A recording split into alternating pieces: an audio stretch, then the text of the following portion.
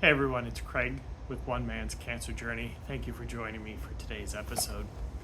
In this episode, I want to talk about how cancer is really a family affair. In a lot of my videos, I share my personal experience and how it's impacting me on a personal level dealing with cancer. But when someone's like me is diagnosed with cancer, it's not just me that's dealing with the cancer, it's the entire family. And it can manifest in different ways, from the support that's needed in terms of meals and preparation and making sure I'm eating, making sure I'm resting appropriately, that I'm not pushing myself too much, getting rides to my cancer treatments, sitting with me during cancer treatments. It's not a very exciting time for Megan or Abigail as they sat with me, but it is a time where even if nothing is said and I'm working the whole time and they're reading, it's a time for me to know that they're there for me and supporting me through this process.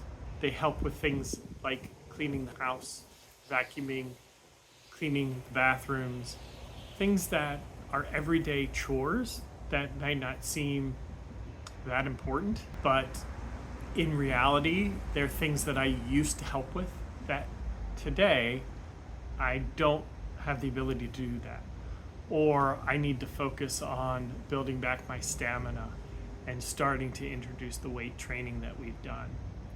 And so for them to step up, it's an impact on them and a change to their daily lives. And particularly for Megan, she's become a full-time caregiver. Even though I can do things like bathe myself, she still does a lot to make sure that I am free to focus on myself and on getting better and doing what I can to prepare and keep my body in a shape to have the best chance of fighting and defeating this disease. They worry about me, but they won't tell me how much they worry. They can't watch these videos. They say we live it, so we don't need to watch it. So I have to make sure that I'm sharing my gratitude with them for everything that they do for me. And so I just wanted to make sure that, as I share with you in these individual videos and where I talk about the impact to me, that you as a cancer patient, or if you're a caregiver supporting a cancer patient, that work that you do is important and doesn't go unrecognized. And know that while all the things may seem small, collectively they add up. And I know that it's a big impact on Megan, on Abigail, and Mariana. And they probably will never share with me truly how they're feeling, but I know that it's a lot for them to take on, but they're always putting on their best face for me because they know that I'm the one who's fighting. And they want me to be around for a long time, just as I do.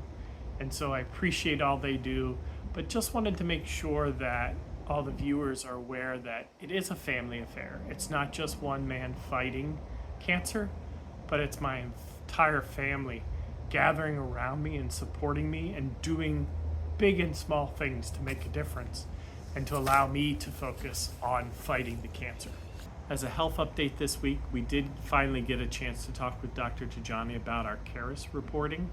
Caris Life Sciences did a DNA analysis of my tumor tissue to help us better understand the makeup of that tissue and how we might continue to fight the disease.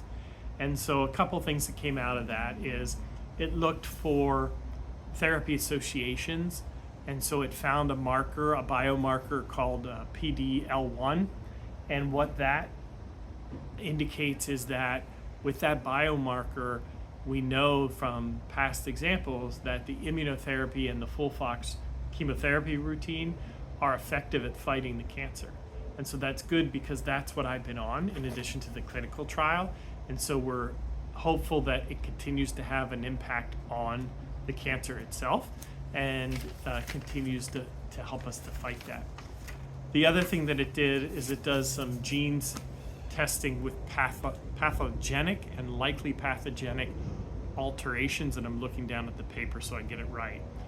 And it found 3 genes, AK2, T2, the CCN1, and a TB53.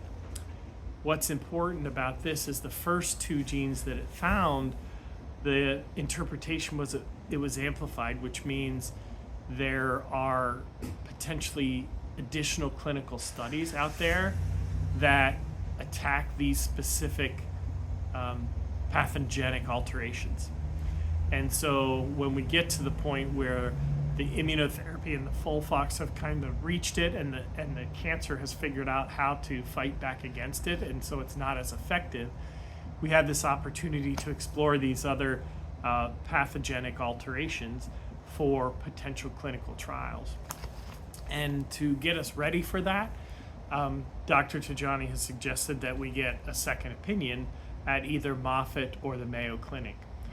Moffitt's about 2 hours drive down to Tampa, a very well-known cancer fighting institute. Mayo Clinic, also very well-known. It's in Jacksonville, but that's about an hour from where Mariana's apartment is.